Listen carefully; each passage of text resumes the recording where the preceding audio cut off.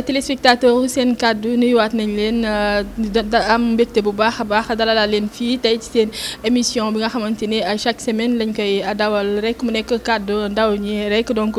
tey ñu nar fas yéene waxtaanee incha allah li nga xamante ni moom moo di nouvelle série yi nga xamante ni lëmbee na réew mi à chaque fois gars yi dañ ci waxtaan rek tout le temps donc tey ma am ñaari invité ku ci mel ni Cheikh Omar Diaw nekk artiste comédien en même temps aussi metteur en scène waaye itam amaat beneen invité muy Ndeye Fatou Mbaye tamit nekk comédienne donc laata may jox kàddu gi ki nga xamante ni moom moo di Cheikh Omar Diaw damay bàyyi Ndeye Fatou mu nuyoo Ndeye Fatou maa ngi leen nuyu bàyyi la nga nuyoo mbokk internet seen kàddu yi. asalaamaaleykum waa set bi maa ngi leen di nuyu sama mbokk internet yi di am contentement ci dalal bi ngeen ma dalal fii tey di nuyu sama ak kii muy Cheikh Omar Diaw. di la nuyu yow tamit soxna si di la ziar bu baax a baax di leen ñaanal seen liggéey bi ci kaw ci kanam kontaan nañ trop ci. d'accord ñoo la gën a kontaan di la remercier aussi ci sa disponibilité donc Cheikh Omar maa ngi lay nuyoo bàyyi la nga nuyoo ak mbokk internet seen kàddu. waaw maa ngi lay nuyu yow di la tatagal di am kontaan ak mbégte ci teewaay bi fii tey di nuyu mboolem ku ñu seetaan di nuyu aussi kilifa kër gi seen kàddu muy lu am solo tamit. di ñaan yàlla li ngeen ci bëgg ak li ngeen ci namm fi ngeen ci bëgg a yegg yëpp suñu borom yeggal leen fa di nuyu aussi sama naataangoo bi di Ndeye Fatou Mbaye di am kontaan ak mbégte ci li ma bokk ak moom plateau bi aussi di la nuyu di la tatagal di ñaan yàlla ñu commencé ak bismillahi rahmaani rahim jeex rek alhamdulilahi rabil alamin jeexalee ko alhamdulilahi rabil alamin mu nekk Cheikh Omar rek comme ni mu ko waxee rek moom aussi di ko jaajëfal bu baax ci li nga xamante ni moom moo di disponibilité am rek ndax boo xoolee temps bi xat na waaye def nañ la du tout ba xajal ñu ci donc di leen jaajëfal bu baax encore une fois donc tey comme ni ma ko annoncé woon rek ñuy wax ñu dalal fi ñaari artistes macha allah yoo xamante ni te aussi ay comme comédien lañ ñu yëngu ci art bi macha allah yàgg ci bay seen waar bu baax a baax donc tey ñu gis ni li nga xamante ni tamit actualité la muy série yi nga xamante ni ñu ngi daw ci yenn ci télévision yu Sénégal polémique bi bëri na coow li bëri na trop tax na tey ñu invité leen fi fas yéene cee waxtaane rek ngir rek lu mën a jëmale Sénégal kanam waaye lu gën a jëmale art bi kanam ndax boo xoolee art bi li fi suñu ñi nga xamante ni ñoom ñoo fi nekkoon démb liñ fi bàyyi woon rafet na trop donc tey baax na ci tamit ñu waxtaane ci donc damay commencé ci ki nga xamante ni moom mooy Cheikh Omar Diaw donc par rapport ak nouvelle série yi nga xamante ni ñi ngi daw jamono ji rek coow li bëri na tey ban appréciation ngay def ci li nga xamante ni moom moo di nouvelle série yi. waaw merci beaucoup ci question bi am na solo muy loo xam ne aussi lu ma sawar pour tontu la parce que nit ki moom lépp lu mu ne di ci yëngu buñ ko ci laajee war na cee mën a wax xalaatam ci série yi tamit am na ci yoo xam ne am na njàngale. lu ma nangu la donte mën naa bañ a tudd tur ndax mën na frustré ñenn ñi. mais am na yoo xam ne aussi pour man amul sens quoi amul fu mu ñu mën a yóbbu parce que ci côté liggéey bi côté jeu d'acteur yi ci côté décor yi da nga dul xam li ñu la bëgg a wan lan lay nduru quoi te en général li waral loolu li ci bari mooy dañu bëgg di jéggaani te nit ki chaque jour dafa war di sukkandiku ci li nga xamante ne bii moom mooy culture am c'est très important moo tax kale-kale yi ci am yu bari ak yenn détails yi ci feeñ yu bari ak yenn ñuy wane te doo comprendre loolu moo koy waral exemple tey bu ñu la wanoon film indo même bu ñu wàññee son bi da nga xam ne ñi ay indo lañ ñu wan la film français même bu ñu wàññee son bi da nga xam ne ñi ay français lañ bu dee film indien da nga xam ne ñi ay indien lañu parce que dañuy sukkandiku ci seen culture ñun nag problème bi ñu am fii da ngay bu ñu wàññee son bi da ngay am problème xam xool ndax ñi ay ñag lañ wala ban xeet lañ quoi parce que dañu bëgg façon costume yu différent da ci am façon doxalin yu différent da ci am loolu moo tax yow booy seetaan di am problème ci ban réew nga ne wala ci ban monde nga ne te réew mu ne pour mu doxal culture am il faut mu sukkandiku ci aadaam ak cosaanam loolu mooy tax mu dem fenn fi moo tax problème yu bari loolu moo koy jur quoi. problème yu bari loolu moo koy jur léegi par rapport ak Fatou Ndiaye donc mu wax ni loolu day nëbb lu nga xamante ni moom moo di suñu culture tey loolu tamit lan moo ko waral par rapport ak li nga xamante ni moom la ñuy xëy di évoquer nga xamante ni carrément nekkul suñu ay réalité. waaw comme li Cheikh Omar wax rek lim ne booy seetaan indien bi xam ne kii indien la ngay seetaan tubaab bi xam ne kii tubaab la ñun Sénégal dañoo tàmm jëggaane te dañuy bàyyi li ñu moom te li ñu moom dara gënu koo riche da ngay gis koo xamante ni dafa war a def lii mais dina ci dem ba boole ci loo xamante ni da ngay dem ba kii mënoo taxaw xool ni kii lii ci lii la nekk parce que day jël jóob teg ci njaay jël njaay teg ci joxaane buñ doon jël ñun li ñu moom rek te di ko def muy naturel maanaam affaire yi fi ñu ko yóbbu eggu fa lu simple la loo xamante ni moom la ñuy dund chaque jour la ni ñuy dundee noonu rek lañ war a liggéeyee ci kaw chaîne bi mais da ngay gis koo xamante ni nii day bëgg a ngandal wala bëgg nit ñi ree ko wala bëgg nit ñi lii ko ba da ciy def loo xamante ni nii sax mënoon na ci ñàkk soit que sax mën na def loo xamante ni nii mën na ko indil problème comme des fois nga dugg ci internet yi gis koo xamante ni nii da doon def loo xam ne da doon def pour defar mais daf koy mujj indil ay problème parce que daf ci boole loo xam ne bokku ci kon tamit ñuy jël suñu culture di def li ñu moom te lu ñuy def ñu koy jàng surtout nag parce que des fois liy indi problème yi mooy war a def dara li ngay def xamoo ko da ngay tëb rek xool ni nga ko sentiree rek wala loo xalaat ni moom nga war a mën a def rek pour attirer nit ñi nga def ko alors que li nga ko defee du noonu nga indi sa bopp problème kon nañuy jàng soog di def. d'accord ñuy jàng soog di def nekk lu am solo donc par rapport ak tey sànq yaa ngi koy wax Cheikh Omar tey ni mën nga taal télé ngay xool série yi tey doo xam fii ban culture la bu fekkente ni série sénégalaise yi la en fait doo xam tey ban culture la loolu mu mel ni tamit ci producteurs yi la ndax tamit ñoom ñooy def seen casting tey choisir nit ñi nga xamante ni tamit peut-être mën nañ ni méngoo na ak li nga xamante ni moom la ñu soxla est-ce que tey tamit casting yooyu tamit ñuy faral di ko def ñu ci nemmeeku ñenn ci doomu ay sénégalais donc ñu ci mel ni genre ay mannequin ak yeneen ak yeneen tey est-ce que déggul tamit côté boobu aussi ça pose problème. waaw man pour man côté boobu posé na problème posé problème parce que côté boobu en général li tax du ma ci xuus ci lu bari dama xam logique bi quoi xam nga ñu bari dañuy jaawale théâtre ak cinéma wala ak téléfilm théâtre moom la ñu def ci kaw scène loolu da nga ko war a jàng ba mën ko di ko doog a def soo ko jàngul te mënoo ko boo ko defee léegi nga am dañu gis actuellement ñi nga xamante ni jànguñu ko tey ñi ngi ci di jouer te ñoo gën a siiw nekk ay star aussi te am nañ ci xaalis aussi mooy li ma la parce que ñaari différent la yu naqadee réglé xam nga da ngay romb ne benn nit mooy la seen mu seetaan café avec wala mu seetaan Pod et Marichou wala mu seetaan infidèle ne la seen théâtre bi neex na kooku xamul lim lay wax parce que loolu du théâtre mooy li nga xam ne dañ koy def ci kaw scène léegi li nga xam ne nag téléfilm la wala mu nekk cinéma loolu acteur bi moo koy def comédien mooy jouer théâtre acteur moom mooy jouer cinéma wala mu jouer ci ay téléfilm léegi nag mën nga jógee ci domaine comédien bi dem yéeg ci monde boobu nga xamante ne téléfilm la nekk wala cinéma mën nga ci dugg mais su boobaa tamit ñoom ñi koy def am nañu droit fekk benn tuurkatu mbalit boo xam ne mësta jouer théâtre ñu woo ko jouer loo ko téléfilm am logique na ñu ngi ci seen yoon beneen bi aussi ci côté comédien itam rafetoon na ñu ciy bokk ci lu bari mais tam même bu ñu ci bokkul nit ki am na ci plein droit parce que léeg-léeg la ngay bind da ngay dem wëri ki mu méngool waaye léegi-léegi ci producteurs yi wala réalisateurs dañu am problème boo xam ne dañuy dem jëli koo xam ne dëgg la méngool ak li ñu bind mais fekk dañ ko jël ci sexe am wala ñu jël ko ci ay geste am wala ñu jël ko ci ay façon am loolu itam day bokk ci liy yàq seen liggéey mais tam ci côté boobu domaine boobu non soxlawul nga jàngi ko wala dara parce que coupé la ak collé gis nañ ne yow la ñu soxla sa profil doy nanu ñëwal ñu jox la loolu sàngam nga jël ñu ko kooku am na ci plein droit mais li bon mooy ñooñu di jël loolu boo doon woon ci domaine théâtre bi duñ teg benn jéego duñ teg benn pas ndax fii dafa am logique am yoonam am ay normam feetam dafa am logique am normam ak ay yoonam léegi nag li may xaw a wax tuuti mooy ci yenn comédiens yi nga xam ne dañu waroon tamit di bokk ci yu ni mel te duñ ci bokk léegi seen comportement lay tax xam nga waaw am seen waaw tey ji man jàng naa théâtre comprendre naa ci lu bari xam naa ni may duggee ci personnage ak ni ma ciy génnee xam naa ni ma war a doxee ak ni ma war a waxee bokkul ak maar mi am produit am bind filmam ma war a ñëw di ci tissooli mu ne ma tissoolil ma maa ngi ko est-ce que duñ ci boole ñandu léeg-léeg nag dina tax producteurs yi di xaw a daw yenn artistes comédiens yi ci côté boobu parce que da ngay ñëw fekk leen seen domaine bëgg leen a imposer li nga xam te fekk bu fekkee da nga dugg ci domaine yooyu yëfi jaamul boo ci duggee la nga xam toog ci ba keroog ñu lay woon ne la sëñ bi day bëgg nañ sa xalaat mais en tant que soxluñ sa xalaat romb lañ la sant ñëwal nga romb bu fekkee benn texte lañ la sant ñëwal nga jox sa benn texte buñ lay fay ñu fay la nga dem sa yoon mais yëfi jaamul boo ci bëggee tàbbal sa fulla ak sa fayda da ngay dem jëli benn élève boo xam ne boo ko wooyee na ko toogal ma nii soo paree nga jug fayal ma làmp bi mu def ko mu simple ama comédien boo leen fayloo làmp danañ raay ay loxo taf gémmiñ doo koo fay te fay làmp laajul loolu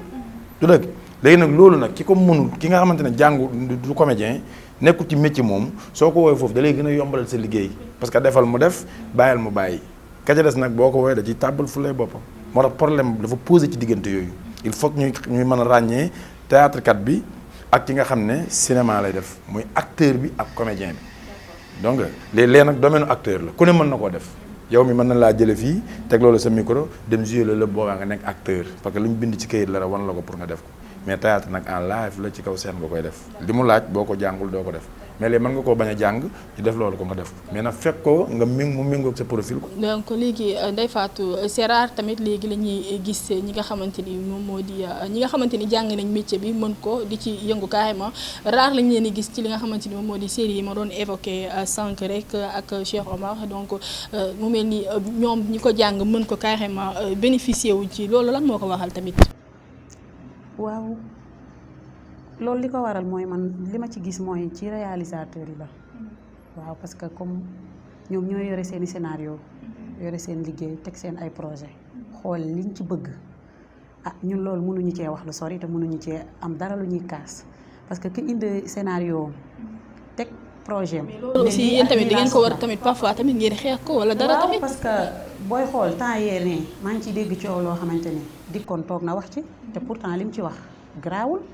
parce que c'est normal mu ne artistes yi nañu def li ñuy def mannequin yi dem fi ñuy dem mais dañ ko jëlee foo xamante ni nii. di ci wax. mais est-ce que nekkul tamit mannequin yi tamit par exemple tamit yow nit ki mën nga nekk artiste tamit ngay defar ba mu baax est-ce que nekkul tamit artistes yi kii mannequin yi tamit parfois li nga xamante ni tamit ñu ngi koy génnee tamit est-ce que nekkul tamit loolu moom moo tax tamit. non man loolu gëwuma ko xam nga lu tax gëwuma ko artiste bi mënul bu yeewoo dem salle répété dagg ay activités am yëpp di liggéey. ne opté ne métier bii laa bëgg di ko def nga ni damay dem jël mannequin bi def loo ko loo xam ne artiste mënu ma ko est-ce que tamit répétition yooyu booy xool tamit est-ce que jar na ko. waaw am na ñoo xam ne bu ñuy xool dañu naan jaru ko mais nag boo duggee ci cadre théâtre da ngay xam ni jar na ko parce que des fois ñii nii di def téléfilm nii nga xam ne duñ ay artiste duñ ay dara buñ defee benn série ba am benn niveau bi rek am benn buzz bi yow dañ lay jàpp ne sax yow duma sa morom mais nag am na côté boo xam ne su ngeen fa duggee dinañ comparer lii ak lii lan mooy seen différence muy ci côté théâtre ak téléfilm yomb na comme li la Cheikh Omar wax léegi mën nañ teg fii benn scénario jël la yow ne la defal ma lii mais tey bu ñu yéegoon man ak yow ci kaw chaîne bi di nga xam ne kii li muy xëy di dem di répété ji di ñëw jar na ko. mais est-ce que tamit nekkul jamono ni toll tamit bu jamono di dox da ngay dox ànd ak moom tamit. jamono lu mu dox tamit warul dox ba tax ñu jël nit ki teggi ko ci métier am teg ko fële jël ñeneen teg parce que loolu loraange la ci ñi nga xamante ni ñoo opté seen métier ni lii lañ fas yéenee def nga jël ñeneen teg leen fa di leen teg ne leen naan lii laa bëgg ci kii laa ko mën a am ci ay teint ay loolu tamit day yàq mais du defar day yàq parce que yow ki choisir métier am bàyyi lépp jàpp ko def ko parce que artiste comédien yi dañuy opté métier bi liggéey lañ koy def comme liggéey yëpp ni ngay xëyee yore sa saak dem ci bureau bi liggéey weer bu dee ñu fay la ñoom noonu la ñuy demee salle répété pour am dara ëllëg ñu woolee ñu liggéey. parce que boo xoolee tamit li nga xamante ni nemmeeku nañ ko mooy par exemple même bu fekkente ni tamit artistes yi jël nañ leen ci yenn rôle yi tamit booy xool rôle yi ñu leen di jox tamit yi ñu leen di faral di jox booy xool par rapport ak ñi nga xamante ni tamit ñu ngi ci série yi rôle par exemple rôle bu luxe rarement nga gis tamit exemple la quoi rarement nga gis tamit ñu jox leen ko est-ce que tamit loolu ci ñoom la tamit. non loolu waaw parce que tamit artistes yi am na ci ñoo xamante ni nii am na loo xam ne ñoom bëgguñu ko ça dépend nag am na ñoo xam ne rôle boo leen jox ñu joué la ko mais am na ñoo xam ne donc yéen da ngeen di am ay rôle yooyu taamu. non am na du ñëpp am na ñoo xam ne rôle boo leen jox ñu joué ko mais li ci ëpp ci artistes yi dañuy xool rôle yi ñuy war a joué parce que nag ñun tamit ay exemplaire lañ te fii Sénégal la ñu nekk dëkk jullit la. am na yoo xamante ni nii xaalis waru la ko jaral sa ngor waru la ko jaral. est-ce que boo xoolee si loolu di nga dem tamit. waaw mais boo dul dem tamit. nga xam ne yow lii mooy li nga xamante ni moom nga war a def nga def ko rek parce que dem moom ci yàlla la nekk. d'accord waaw. am na leneen ci biir léegi bindkat yi ak maanaam ñi nga xam ñoo am seen projet. dañuy dem ba benn instant dootuñ ñoom nekkul ñoom ñooy diriger seeni projet léegi. li nga xam ne ñooy sponsors yi ñooy tànn ñi ñu bëgg parce que pour ñu mën di jaay seen produit. xam nga boo xoolee série yu bari léegi série boo xam li muy am ci sponsor kenn xamul nu muy toll su boobaa nag sponsor ñoo lay wax ne noo dindil ma diw mii te yow seen métier lañ la fekk nee na noo dindil ma diw neexuma sinon ma jël sama produit yóbbu ko feneen yow su boobaa da ngay am benn faiblesse da ngay am faiblesse boo xam ne da lay dindiloo ñenn ñi dugal loola ñenn ñoo xam ne loolu ñu leen dugal du seen domaine su ko defee nag loolu mooy waral liggéey bi di sooxe parce que léeg-léeg sponsor am na yoo xam ne boo koy soxla dafa am benn taxawaayu jigéen booy soxla wala benn taxawaayu teint booy soxla loolu nag bu fekkente ne mënuloo ko am ci artiste comédien bi ci kii nga ko mën a am da ngay fexe jël kooku force ko liggéey bi pour non mën na raar mën na bañ a raar parce que léeg-léeg dañuy soxla sax ci kanam goo xam ne. waaw am na ñuy bañ yenn yi. am na ñuy bañ yenn yi parce que da ngay xam ne lenn li fu mu la mën a yóbbu. mais am ñoo xam ne li ñuy bañ du bari parce que dañuy natt parce que xam nga am na loo xam ne bu ñu la ko defloo war ngaa sol mbubb mi def ko man soo ma doon jouer loolu lu góor jigéen exemple du ma ko bañ mais na am logique bi mooy bu ma ko jouer ba pare mel ni luy valoriser góor jigéen mais dama koy jouer ba pare wane ci njàngale na baaxul soo ma ko jouer loo ma def ko logique bi mooy xamal li ngay jouer rek bu mu nekk loo xam ne dañ lay indi pour nga valoriser loolu bu la leer na dañ lay indi pour nga valoriser ko am nga plein droit pour bañ mais bu fekkee dafa am yeete am jàngale non waruloo bañ loolu waaw man pour man sama gis-gis mais day toll foo xam ne gars yi dañ leen tënk parce que ñi leen tënk mooy ñi nga xam ne ñoo war a financer mën nga am sa projet am sa lépp am sa équipe technique am lépp mais soo amul doole dafa am foo koy wuti foo nga koy wuti nag ki la war a jox xaalis moo lay wax lii laa soxla ak lii comprendre nga ba d'accord comprendre naa par rapport ak série yi ba tey ci la ñuy des lu ci mel ni infidèle muy daw jamono ji rek mu indi woon récemment coow lu bare ñu gis ni parole yi ci xaw a ci faral di jukk ak li nga xamante ni mooy tenue yi nga xamante ni ñoo ngi koy faral di sol ci boobu les séries juróon na coow ba tax yi nga xamante ni ñoo ay ONG Jamra tamit génnee ci ONG Jamra sax autant pour moi génnee ci ay kii wax ni carrément di ko ñaawlu daal donc yow tey lan nga gisee série wax dëgg neex yàlla dama ko rafetlu amut lenn lu ma ci dàq ba keroog may gis lu wuuteeg li ma ciy gis dama lay wax lu leer ci réew mi fii nit tabax na fa auberge góor ak jigéen ñëw di fa dugg di fay di def li leen neex ci réew mi la amee góor ak góor ñu ngi ànd di sëy def ko vidéo doon doomu réew mi fii di làkk olof ci réew mi fii la xewe kilifa gu ñëpp yaakaar taxaw na di saaga publiquement àdduna bi yëpp di ko dégg te ci réew mi fii la amee kilifa gu ñëpp yaakaar taxaw na kàcc wax lu dëgg ba réew mi yëpp gis ko ci réew mi fii la amee du dëgg nit jàpp na fi doomam ju mu jur sàkk ko tëddee ko te ci réew mi la amee nit jàpp na fi yaayam bu mu jur tëddee ko am na fii ci réew mi bi ko jur tëddee ko ci réew mi am na wala amul kon xam nga la lay dàq nga wane lu amul mais infidèle lépp lu la wan am na mënuloo nag omelette te doo toj nen mënuloo faj te doo xolli góom te da ngay xool wax yu ñaaw yi ñuy wax ne dafa ñaaw protège yi ñu ci wane nit ñaa ngi estaté ay protège mais est-ce que tamit loolu surtout boo xoolee tamit par rapport ak xale yi nga xamante ni ñu ngi koy seetaan maanaam ñi nga xamante ni am nañ 15 ans wàcc suuf est-ce que tamit loolu yoon la woon tamit ñu koy seetaan parce que boo xoolee tamit feuilleton yi ñi ngi fi woon auparavant dàq nañ leen ba ñu jóge fi donc je pense que tey bu fekkente ne andi nañ li nga xamante ni ay série le genre yoo xamante ni sénégalais ñoo ko produire waroon nañ joxe. non d'accord naa mais xam nga yow dañuy wax sànq wax nga ko ci biir wax bu jamonoy dox da ngay dox ànd ak moom am na xale yoo xam ne amuñ 15 ans te boo tàppee YouTube vidéo boo duggee léegi xale bu amul 13 ans di def rapport sexuel wala muy wane ay taatam ci àdduna bi ba ñëpp di ko gis kon mbir mi dafa dépassé foofu quoi du dëgg. bi téléphone xewee nga mën a am sañ-sañu ne sa doom bul génn kër gi ba pare mu tëju ci néegam yor téléphone mën naa wut àdduna bi juróom-ñaari yoon xool ca lu ko neex gis ca lu ko neex te mënoo ci dara gis nga li ñu mën a infidèle xale yaa ngi capable di def lu ko gën a garaaw xale non xam nga dama d'accord ci c'est que d'accord ma ci pour ne ñoom dañuy yàq bàyyil xel bu baax xale bu jigéen bu wax ne waa ji su ma la ubbiloo nga dóor te la ko wax ne ko su ma la ubbiloon nga dóor taxi bi fan la mujj mooy waa ji da ko yeey waxtaan ak moom xale bu jigéen bi jooy ne ko li tax ma bëgg a ànd ak kii xam naa ne jikko ji ma yor dama am faiblesse su góor man ba mënuma muñ góor su ma ko toppee mën na ma cee dindi foofu dafa am jàngale non kon texte yi da ngay xool après fan lay mujj su ñu waxee wax bu ñaaw ba pare di gën a valoriser lu ñaaw loolu damay d'accord ki ñu woowee Baye Fall bi ko xale bu jigéen bi simmee ko ne da koy sàkku ne ko da nga may tëddee wala mu yuuxu la wax ah ku mujjee yuuxu du ko góor gi ah bi mu yuuxoo na ko man maa la gën a sadik boo yuuxoo ne da nga may def nangam damay yuuxu ñëpp génn foofu am na jàngale pourtant kon wax bi lu muy sexe itam da ngay xool fin bi lan lañ fay joxe loo xam ne nit ki mën na cee yeewu xale bi mën na seetaan ne mi lu tax ñu wan ma lii lu tax ñu wan ma lii lu tax ñu wan ma lii ba fin bi mu ne ah waaw dañ ma bëgg a wax ne lii boo ko toppee baaxul lii moo baax xam nga kañ la film bi naasere ñu wan la benn affaire ba pare kon ne di valoriser loolu xam nga nit ñi tam il faut ñu am dégg-dégg te nag ki am matériel am projet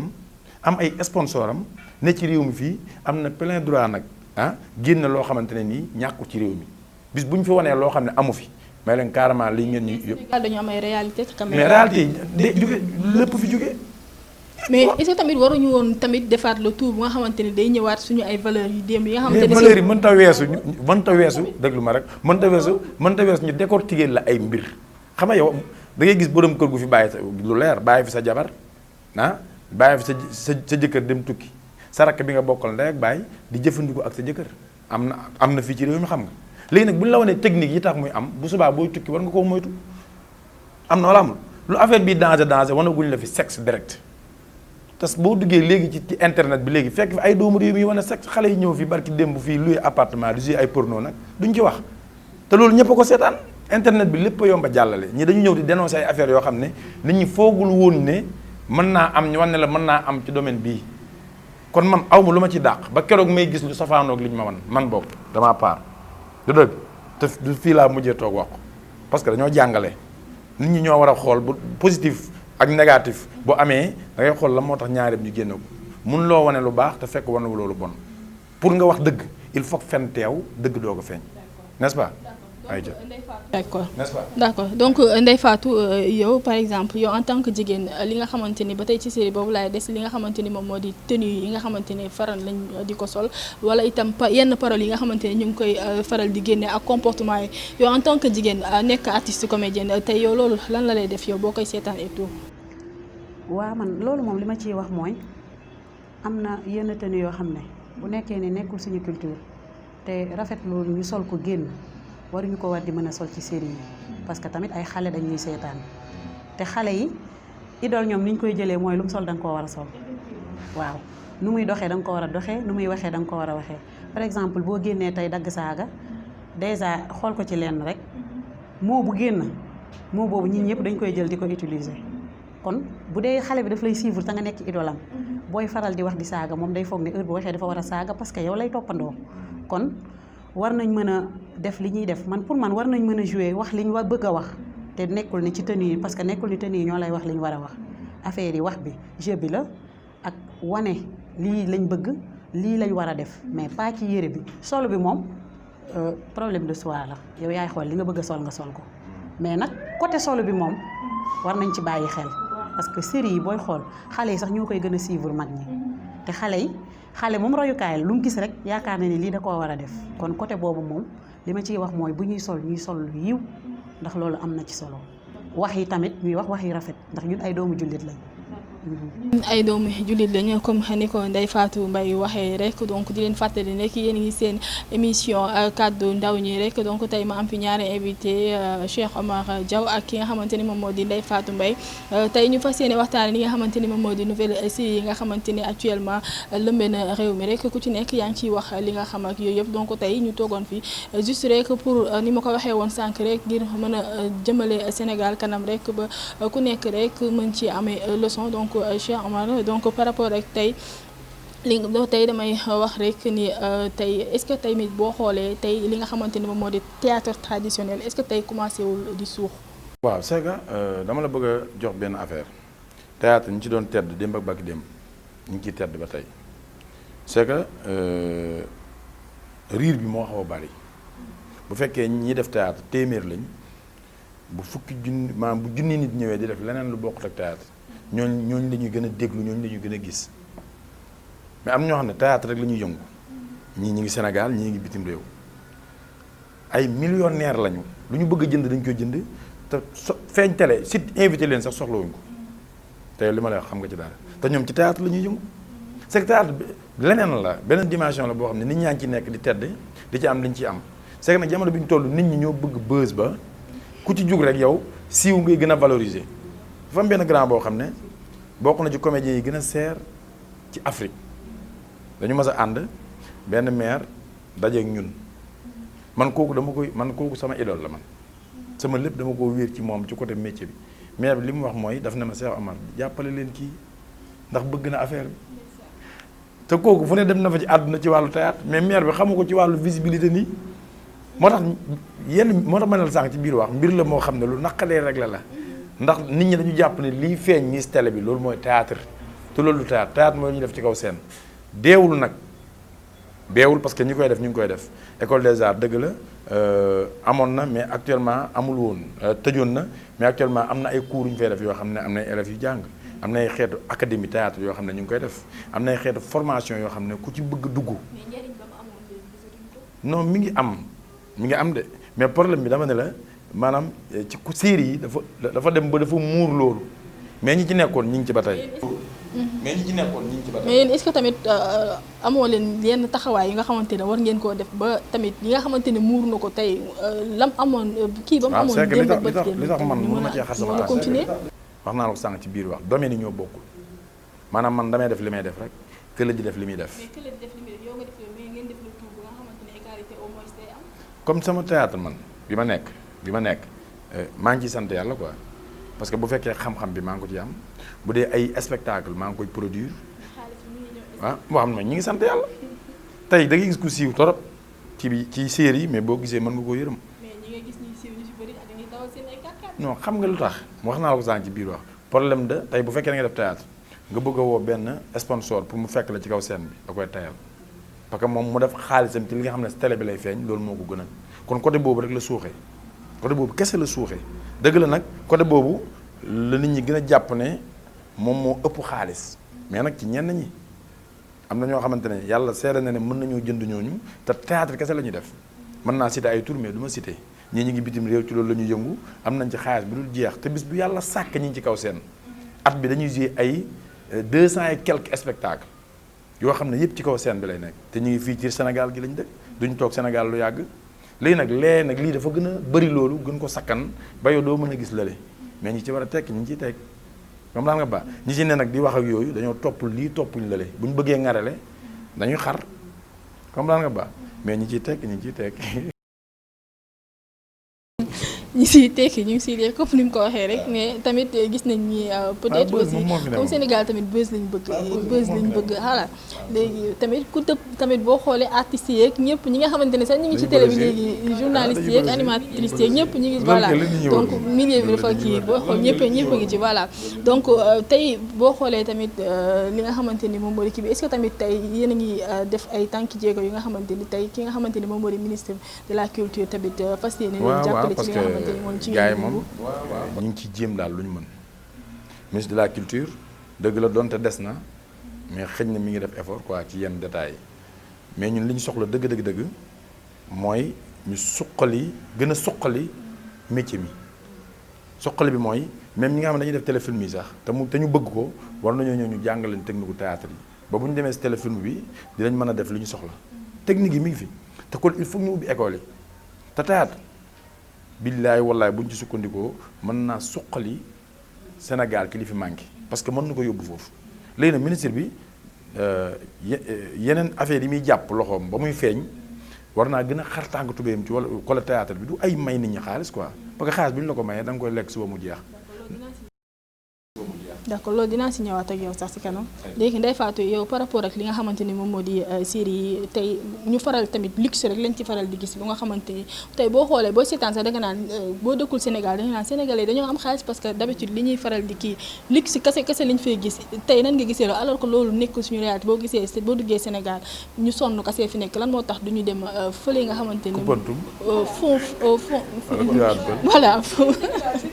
waaw ci biir Sénégal dëgg-dëgg wala ci village ñu wane carrément suñu ay réalité li nga xamante ni tamit ñu ngi koy dund mais duñ ñu ko woon luxe rek lañ ñuy woon d'habitude tey loolu tamit lan moo ko waral.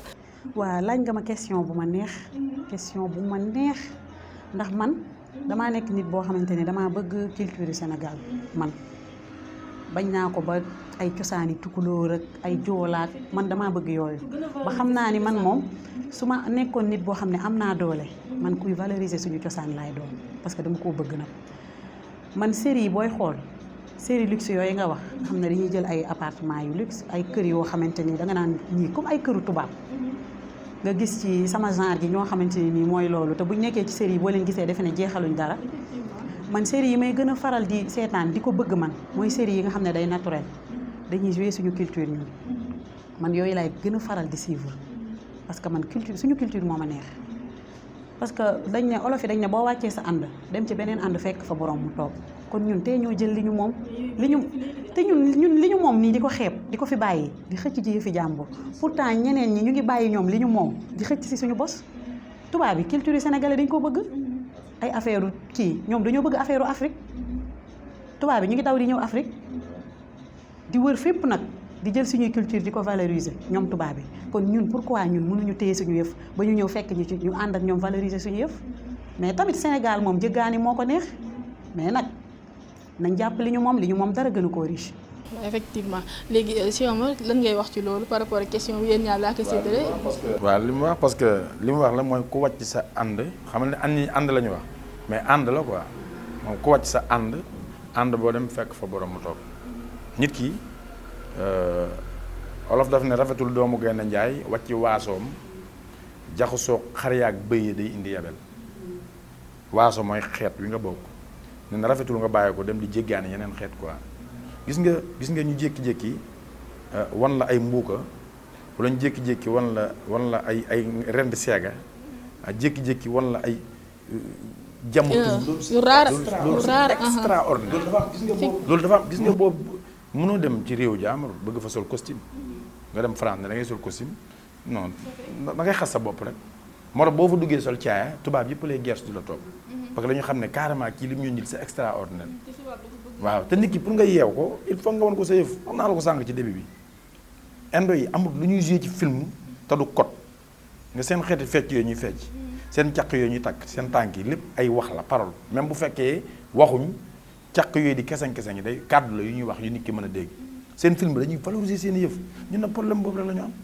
mooy dañu bëgg jéggaan yi bëgg roy ci américain bi roy ci kële loolu daf ñuy tàddal quoi nit ki daa war a fonk cosaanam fonk aadaam fonk li mu moom surtout ñun Afrique yëpp kenn gënuñu ci risque culture parce que dañ fiy bëri ay waaso yu wuute ay saraxule fii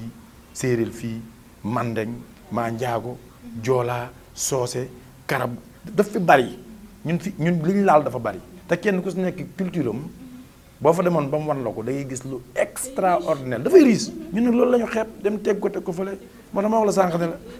non dafay feeñ moom tax ma wax la loolu xale yi fi mu ne nii kenn gëmatu ci benn aada wala cosaan luñ gëm benn Rihanna sol tubéy ju yam fii fecc bombaas loolu la ñu gëm.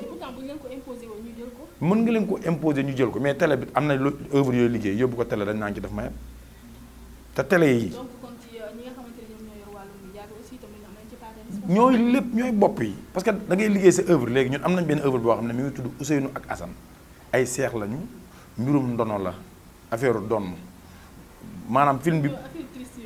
boo ko joué ba mu jeex doo ci gis étage tabax ah kooku proposé ma la xaaral tuuti parce que lu ñu soxla il faut ñu wane benn mees bu ñu war a publicité wala benn diw dañuy jàpp ne bu ñu ko dugalee foofu du feeñ loolu nag mooy erreur bi moo tax ma ne sponsor yi ñu topp lu yàqu ci affaire yi ñoo ko yàq. ministre bi tam bu fekkee lu jëm ci culture xamu ci dara ñu fal ko ah non dañuy waxtaan rek parce que tam ministre boo koy fal dafa ñi artiste sax moo leen gën a war a xam seen culture pour lu échec waaw non li balaa xam naa ko c'est que ñoom li ñuy naaxee nit ñi mooy dañ leen neexal xaalis rek fekk mbir mi du xaalis culture bi téel sa xaalis nga suqaliwaat culture bi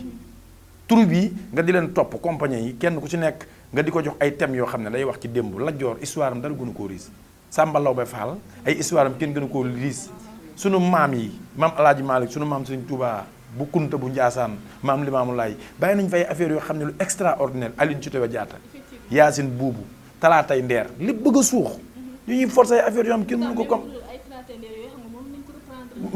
parce que loolu ci ministre bi lay sukkandiku dox nañ ne l'art et la culture au service du développement la ñu wax kon ministre bi moo war a xam aadaam bu ko xamul te ñu fal ko ba noppi mu wut ñu ko xam teg leen seen wet te bañ a wut ñoo xam ne duñ ko wax dëgg di kàcc ci kanamam di ñoddi ne ñoom ñu yor culture bi te moomuñu ko te loolu dafa bëri fii ci réew mi am na artistes yu bari dañ leen a war a tër nii rendi leen direct parce que amuluñ culture yu Sénégal benn njariñ waaye ñi ngi fi xam nañ seen bopp ñi sant Faye ak ñi sant nangam dañ may nit ñi jàmm lu ay kalaasu Pape Faye gii lu dee ñoo ko rey barki alxuraan lu leer laa la mais boo jiitoo xam nga ku yàlla jiital ku ko jiital jiitu waaye boo ko bëggee desal gannaaw da ngay des gannaaw ba noppi juutu waaye am ñoom bu leen yàlla jiitalee yàlla yëfi yàlla la quoi kenn du xëccoog moom ci loolu bis dina jot mu teggi ko mais amul lu ñu njariñ fañ ne seen bopp lañ fa nekkal barki alxuraanu karim wax kàcc maa jiite ñii nangam ak nangam ñu jox la ñu def seen poos Arcos ay association la yoo xam ne tey Pape Faye moom moo yor président Arcos national yeneen Arcos yi ci des ñoo Pape Faye ñoo lëkkaloo maanaam bii day doon Pikine bi nekk Tëngéej bi nekk Thiès bi nekk Nangam mais mburu foofu ko fëriñ dama lay wax lu leer man Arcos Pikine laa ne Leydi Fall mooy sama kilifa moo koy nuyu à passage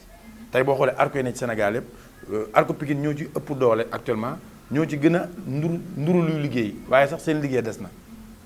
dañu waxtaan te yàlla rek tax. est-ce que li ngeen kiiwul seen njiit gi tamit est-ce que nekkul loolu da leen indi problème parce que tey njiit bu ñu ko tegee ki nga wax noonu muy fay. tey jii par exemple njiit bu ñu la tegalee njiit nga topp ci ginnaawam tey loolu moom moo gën je pense que ngeen sànni xel wala leneen. waaw mais c'est que man moom dama lay wax dara naa la wax de man boo ma jiitee tamatoo li nga doon du ma la topp ngir poos dama lay wax dëgg boo may bëgg nga bëgg ma boo ma ba nga ba ma man nekkuma fi di xaar ay njiit yoo xam ne jëmaluñu ma fenn balaa caag ma bala fi dem jaayu sump man loolu laay dundee quoi parce que tam mënu ma ne ci aar ba pare bëgg di trahir sama njaboot man lu mu gàtt-gàtt 60 personnes wala 40 personnes ñu ngi sama ginnaaw ñooñu fu ma leen di jëmee daa war a logique su ma xamee ne fii ay fen la damay ñëw ne leen kii ñu topp du wakkatu dëgg man noonu laay dundee quoi du dëgg. kii Ndeye Fatou par rapport ak li nga xamante ni ñu ngi koy dund mu nekk contexte Covid 19 bi mu mel ni Sénégal actuellement ñëpp am problème rawatina li nga xamante ni moom moo di artistes yi yéen aussi jamono ji mu mel ni seen lépp taxaw na donc yéen tey lan ngeen di faral di dund ci lañ def surtout jamono ji nga xamante ne toll nañ ko di jamono mbas. metti trop Covid 19 bi mekk loo xam ne metti na ci ñëpp waaw metti na trop. maanaam Sénégal toujours damay dégg ñu naan Sénégal dañ ko bëgg a def comme Europe mais bokkuñu européens yi dañoo préparé seen bopp instant bi booy xool Sénégal Afrique moo gën a sonn ci feebar bi lu tax ñun boo dawaliwul sa bopp doo amul dara lu ñu état di jàppale ku xëy toog sa kër tey jii naan damay xaar feebar bi jeex di nga bëgg a añ wala nga reer wala nga ndékki mu tëla kon tamit Sénégal li ñu wax rek suñu njiiti ñoo ñu war a jàppale di ñu bàyyi xel nag feebar bi moom dañuy ñaan yàlla na ko fi yàlla jëlee bu baax laaluñu sax ndànk parce que xam nga ni artiste bu toog 5 mois 6 mois duggul saal demul jouer ji bu fekkee ni ñi nga xamante ne moom rek lañ opté ci lañ nekk war cee dund war cee yor seeni parents metti na trop sax. moom par rapport au contexte Covid 19 bi mu mel ni laal na ñëpp rawatina surtout yéen ñi nga xamante ni yéen artistes yi tamit tey lan nga ñu mën a wax tamit ci loolu. waaw ñi ñaan yàlla mu jëlee ko fi rek ñi mu daal suñu borom fëgg leen ñu jóg ñi mu yóbbu suñu borom yërëm leen taxar leen ci àjjana yi gën a kawe mais man dama lay wax ne dañu jàpp ne artiste sax la laal mais pour man ñëpp la laal. xam nga kañ ngay xam danger feebar bi dëgg mu jeex ñu war a dundaat 2 ans ci kanam parce que fi mu ne même nit ñi lañ dencoon pour seen avenir ëllëg moom la ñuy dundee nii. mais yéen peut-être tey mën nañ ne ministre bi tey am na lu nga xamante ni jàppale na leen ko ba mu juróon sax coow par rapport ak yéen ak ki nga xamante ni moo nekkoon distributeur bi nekk tamit seen jiit tamit coow loolu tey fan la mujj. waaw coow li fi mu mujj mooy xam nga xaalis moom. waaw ci laa jëm xam nga nit pour nga xam ne gor la il faut xaalis dugg nga xam ne gor la wala jaam la xaalis kayit la rek ay numéro lañ ci bind lu mu bari day jeex mais bu ñëwee ànd ci ak sa ngor. dama lay wax benn solution bu ma ci njëkk a joxe bi ñu joxee théâtre 180 nangam millions dama ne nañ takk biiru ñëpp man maa ko dugal ci kër goo xam ne artistes yëpp fa daje mais nañ takk biiru ñëpp ñu jël xaalis bi dem jënd bayaal bu yaatu tabax ko kër goo xam ne day am ay salle de spectacle am salle yoo xam ne boo jugee ci régions yi ñëw fa lañ lay dalal yaa may dégg. bu fekkente ne yow turub nga am sa spectacle da ngay ñëw génne benn 50 000 francs jox leen yeneen 50 yi yaa koy téye def ko sa poche mu am salle de spectacle am ay salle de formation am école yoo xam ne dañ ciy jàngale théâtre xam nga 180 nangam millions mën na loolu mais dañu forcer ñu séddoo loolu dañu ko séddoo carrément xaalis bi tey jeex na ñii teg nañ ko ci ngor ñii teguñu ko ci ngor ñii sàcc nañ seen njaboot ñii teg nañ ko ci yoon bi ñu ko war a teg man ITS lañ ma joxee sama wàll exemple mais liñ ma jox dama ko yëkkati teg ko sama loxo njaboot ñoo ko séddale seen bopp kenn ku si nekk jël sa wàll mais ci biir njaboot itam am na ñoo xam dañu boo xaatoon ci yeneen bànqaas dafa am lu mel ni Arcos am lu mel ni ITS am lu mel ni xawma yeneen affaire yoo xam ne bànqaas yoo xam ne maam dafa tënku daal yoo xam ne ku ne yaa ko ŋànk bu xaalis boobu génnee nag ku ne da nga jël sa wàll pour séddale sa njaboot am na ñoo xam ne teg nañ ko ci yoon am ñoo xam ne teguñu ko ci yoon man Arcos Pikine dama fa bokk sama tur mi ngi ci liste Arcos ba tey jii sama xaalis jotuma ko mais forcé wu ma dew ma lijjantiwu ma ndax juróom-benn junni maa ko mag man maa ngi xaar ci àdduna leneen du juróom-benn junni man maa mag loolu mais ITS gi ma bokk yëkkati nañ xaalis bu takku teg ko sama loxo ma séddale ko sama njaboot parce que xaalis moom bu génnee kenn ku ne yaa xool nu la neex nga doxalee ko noonu mais li ci ëpp solo mooy fexeel ba lekkin wi na rafet ngir bu subaa way wi mën a jekk ndax ku ci ne loo ci lekkoon tey jaam kon ñu rafetal ko teg ko ci yoon bu gën a logique mooy le normal. d'accord mu mel ni sax li ñu cërale woon tamit ci waxtu jot na donc damay bàyyi Ndeye Fatou Mbaye mu joxe kàddu gu mu jëm en même temps sensibiliser waale ñi nga xamante ni ñoom ñoo koy seetaan à travers seen kàddu rek kàddu ndaw ñi Ndeye Fatou voilà nga bàyyi la nga joxe sa kàddu gu mujj. waaw sama kàddu gu mujj mooy maa ngi nuyu sama borom kër di ko sant ndax suñ ma mënee invité tey ma toog moom moo bàyyi ma ñëw Thiam Babel Demba Thiam maa ngi lay nuyu de passage di nuyu sama ñaari waajur yi di sant yàlla bu baax di kontaan nag ci sa émission bi kàddu ndaw yi di wax ci kaw ci kanam yàlla na nga dem ba toog ci télé mu nekk émission boo xamante ni nii day romb fu kawe sa njort waaw di wax tamit li may wax rek mooy artistes yi nañ gën a góorgóorlu ku nekk gëm ci li nga nekk te nag boole ci xol bu rafet ak sellal ko ndax yaakaar naa ni nit lépp loo nekk rek boo ko tegee ci yoon ak njub lii ci sa wërsëg di nga ko ci jot ndax nit mënul lekk lu dul wërsëgam ci côté sensibilisation bi mooy li nga wax sànq muy lu ma neex ci côté costume nañ ñuy dimbali rek di sol yu jot di sol loo xamante ni nii suñu doom yi buñ ci royee dinañ def lu xamante ni nii lu rafet lay doon ci côté parole bi tamit ñuy wax ju rafet surtout loolu am na ci solo trop di sant ñëpp di gërëm ñëpp di sant suñu caméraman yi nga xamante ni nii ñoo toog fii sànq ba léegi liggéey bi lu ci rafet rek ñoom la ñoom it di leen ñaanal xéewal bu saawaan baawaan di ñaanal sama kii bi nga xam ne moom laa bokkal plateau muy Cheikh Omar Diaw nekk sama maître en scène tamit nga xam ne fu ñu dem tay rek moom la di ko ñaanal moom it yàlla na yàlla yokk fu kawe njortam ci métier bi parce que lekkul dara bàyyi ñu ñun ay njabootam jërë ngeen jëf. am solo nekkoon ki nga xamante ni moom moo di Ndeye Fatou Mbaye nekk artiste comédienne voilà donc di ko remercier bu baax a baax ci li nga xamante ni moom moo di disponibilité am donc Cheikh Omar Diaw dama lay bàyyi aussi nga tàggatoo ak ñi nga xamante ni ñoom ñoo lay seetaan à travers seen kàddu en même temps aussi nga joxe wàll ce message de sensibilisation. Aïcha waaw di la gërëm bu baax yow di la sant ci invitation bi ñu invité ndax bu la neexoon ma ngaa tànn ñeneen ñu dul ñun. di sant Ndeye Fatou mi nga xam ne sama njaboot la bokk jox ma cër loolu moom it jox ma respect di ma déglu di profité it di jël nuyoo bi teg ko ci loxo mu nuyul ma waa daare xam le ñi nga xam ne maa leen bokk njabootu ñoom ñëpp jiital ci nuyoo bi suñu kilifa Aliña ñaan yàlla guddal fanam wéral cëram ba lépp lu mu bëgg ci àddunaam rek tamit suñu borom mën ko defal bu baax a baax a baax a baax di sant it Cheikh Omar Diaw famille yi ñi nga xam ne dañoo dajale seen doole ak seen lépp doon samay soppe créer ma groupe lu ma bëgg ña nga ca fu ma dugg ñu ne ma bul dugg fii génnal fii defal nii ñoom tam ma leen sant bu baax a baax di leen gërëm di gërëm sama soxna Amine Ndour a buur këram muñal ma comprendre ma bëgg ma xaar ma ci lépp di waxaat ni ministre de la culture na xippe ay bëtam bu baax te xool ubbi ay noppam bu baax te déglu jéem a jël tànkam dugg ci ruq yeeg ruqaar yi xool ñuy dund culture dëgg mu jàppale leen ñi ñëw ci wetam di wax ak di indi yu bokkul mu xam ne carrément ñii li ñuy wax ak li fi nekk du benn parce que artistes yi kontaanuñu en 100% non kontaanuñu